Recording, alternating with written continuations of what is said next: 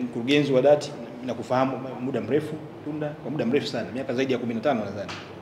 Mtendaji wa UDART nakufahamu pia na uwezo wako na ujua uwezo mzuri. Tushirikiane. Wizara haiko hapa kuwakwamisha. Na haijawahi kukwamisha jambo lolote hata siku moja. Hata siku moja. Watu wengine wanakasirika tu kwa ajili ya lugha. Mtu amekaa masaa 4 5 amesimama. Alafu matumizi ya lugha yanakuwa sio mazuri. Tujitahidi sana kwa sababu moja ya changamoto kubwa ya utendaji wetu ni hilo. Ufuatiliaji ulikuwa hakuna. Watu wa UDART walikuwa wanakaa ofisini sana. Hawatoki kwenda kufuatilia. Sasa tuwaombe this time na kwa sababu kuna balozi yeye atatusaidia uzoefu wake kwenye mataifa mengine. Jaribuni kutoka ofisini, fuatilieni mienendo. Hata kama mtendaji mkuu sio lazima uende na watu. Nenda mwenyewe, panda. Ingia kwenye basi kimya kimya tu. Fuatilia uweze kujua. Niende, rudi, fuatilia. Niwatake mkae pamoja. Mfanye kazi kwa pamoja. Kama kuna jambo halijakaa vizuri, katibu mkuu yupo, naibu katibu mkuu yupo, anayesimamia eneo hili. Mwiteni mkae naye ili tuweze kupiga hatua, tutoke hapa tulipo.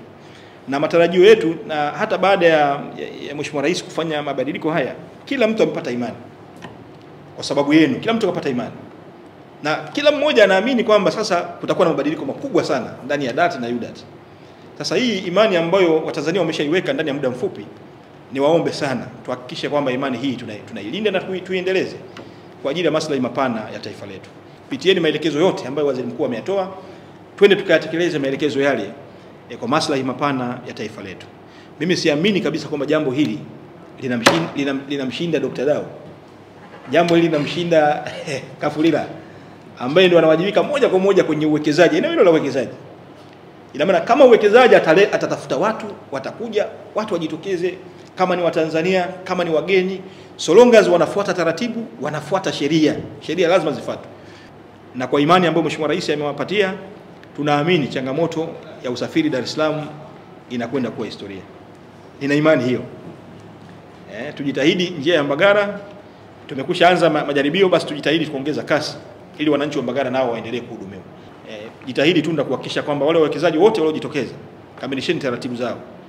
Taratibu zifuate, kamilisheni taratibu zao. Kama mikataba haijasainiwa, ipelekeni kwa Attorney General, ipitiwe, isainiwe, wawekezaji wajitokeze ili target yetu ambayo tumeiweka, kama tuliweka kufika Disemba tuwe tuna gari za kutosha, basi tufanikishe tuwe na gari za kutosha kwa ajili ya kuwahudumia Watanzania. Kama ni gesi, basi tuhakikishe kwenye vituo kipindi hiki ambacho tunaelekea Disemba, vituo ambavyo vimechaguliwa kwa ajili ya kuweka mifumo ya gesi ikamilike mara moja bila kuchelewa. Tutafanya everything humanly possible kuhakikisha kwamba haya mambo tuya address. Kweli changamoto zipo, lakini kwa maelekezo yako na kama tutafuata taratibu, tutafanya kazi kwa karibu baina ya taasisi mbili, hasa watendaji hawa. Ndio. Mimi nadhani in the next 6 months mambo yote yatakuwa historia. Kabisa kabisa. Changamoto zilizokuwepo sio kwamba ni insurmountable. Yes, matatizo yapo, lakini ni mambo ambayo kwa kweli na tukatatua in the next 2-3 months. Kabisa yakawa historia. Na kwa kiasi fulani tumeanza. Mimi nimepata feedback leo asubuhi, in fact. Nilikuwa na mkutano hapa Hayati. Yule dada alikuwa mlangoni pale. Akasema anaongea sana mwenyekiti bwana. Naona tangu kumekuwa na uongozi mpya tunaona mabadiliko sasa hivi. Tunakwenda kituoni hapa baada ya muda basi imefika, hakuna msongamano, hakuna hivi. Kwa hiyo nadhani kazi imeanza. Crown Media. Hapa ni nyumbani.